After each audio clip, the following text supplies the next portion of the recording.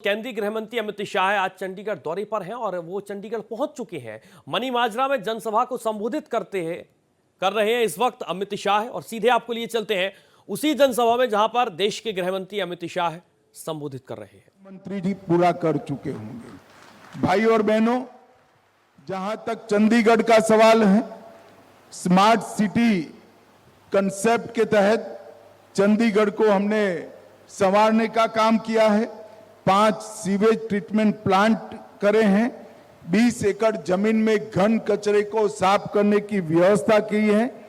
चंडीगढ़ में integrated command and control centre स्थापित कर ट्रैफिक को हमने नियमित करने का काम किया है, जिससे ट्रैफिक के उल्लंघन के 40% केस कम हुए और घातक सड़क हादसों में 31% की कमी आई है।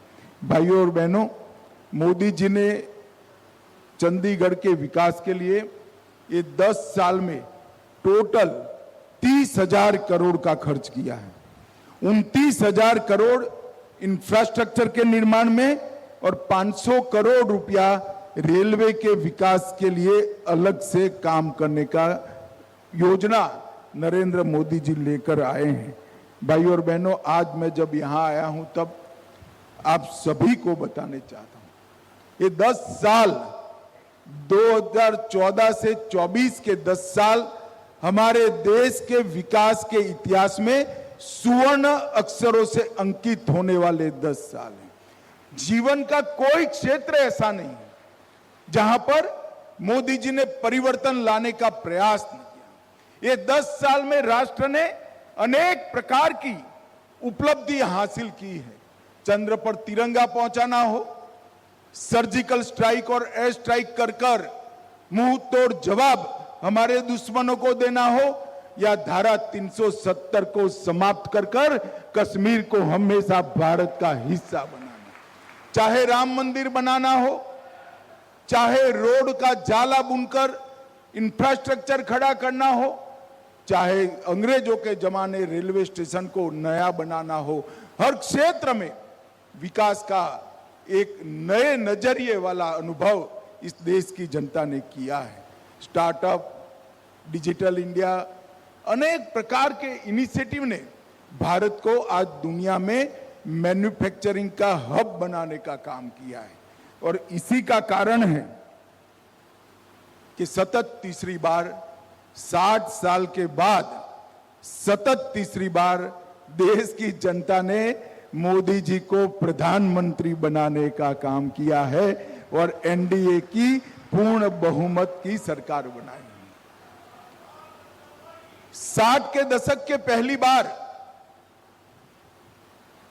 कोई एक व्यक्ति, कोई एक संगठन, कोई एक दलों का समूह पूर्ण बहुमत के साथ फिर से प्रधानमंत्री बन रहा है। एक प्रकार से देश की जनता ने मोदी जी के कामों पर थप्पा लगाने का काम किया है, और मैं आपको विश्वास दिलाकर जाता हूं, ये विपक्ष को जो चैं करनी है करने दीजिए, आप चिंता मत करिए। 29 में भी एनडीए ही आएगा, मोदी जी है।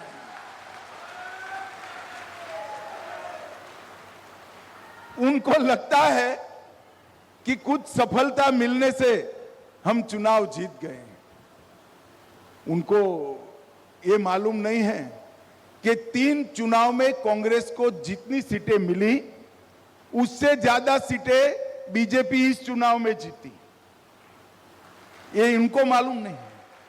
और उनके पूरे गठबंधन की टोटल जितनी सीटें हैं, अकेली एनडीए के एक ही दल बीजेपी की इनसे ज्यादा सीटें हैं। मैं ये लोग जो अस्थिरता फैलाना चाहते हैं, वो बार बार कहते हैं कि ये सरकार चलने वाली नहीं है।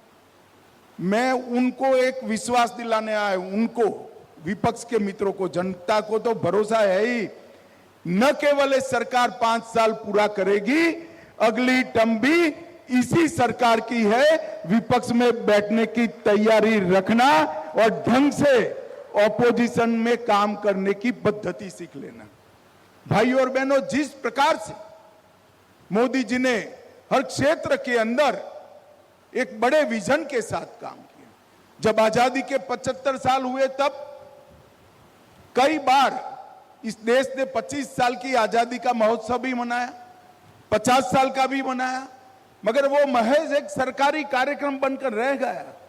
जब 75 साल हुए, मोदी जी ने अमृत महोत्सव से घर घर में जाकर देशभक्ति जगाने का काम किया और न केवल देशभक्ति जगाई, 130 करोड़ लोगों को देश के साथ सकारात्मक ऊर्जा से जोड़ने का काम किया। और आज पूरा देश 130 करोड़ लोग मोदी जी के नेतृत्व में ये अमृत महोत्सव के कार्यक्रम से संकल्पवान हुए हैं कि 2047 में महान भारत की रचना होगी, भारत विकसित राष्ट्र बनेगा और हर क्षेत्र में भारत दुनिया में नंबर 1 होगा। ऐसा भारत हम 2047 में बनाएंगे। और ये 2047 तक की जो यात्रा है वो जनता के सहयोग, जनता के संकल्प के बगैर नहीं हो सकती। मैं आज भी आह्वान करना चाहता हूं चंडीगढ़ के वासियों का, हमने लिया हुआ एक एक शुभ संकल्प देश को विकसित देश बनाने के रास्ते पर आगे बढ़ाता है। एक बच्चा एक छोटा सा संकल्प लेता है कि मेरी थाली में मैं जूठा अन्न नहीं छोड़ूंगा पूरे जीवन भर, तो वो संकल्प देश को मजबूत करता है। एक बच्चा अगर संकल्प करता है कि मैं हर रोज माता पिता के पैर छूकर आशीर्वाद लेकर ही स्कूल जाऊंगा, तो वो संकल्प देश को मजबूत करता है। एक व्यापारी अगर संकल्प करता है कि मैं टैक्स की चोरी जीवन में नहीं करूंगा, तो वो संकल्प देश को मजबूत करता है। एक नागरिक अगर संकल्प करता है कि मैं ट्रैफिक के नियमों को कभी नहीं तोड़ूंगा, तो वो संकल्प भी देश को मजबूत करता है। और 130 करोड़ लोग एक कदम एक दिशा में आगे बढ़ते हैं तो देश 130 करोड़ कदम आगे बढ़ता है।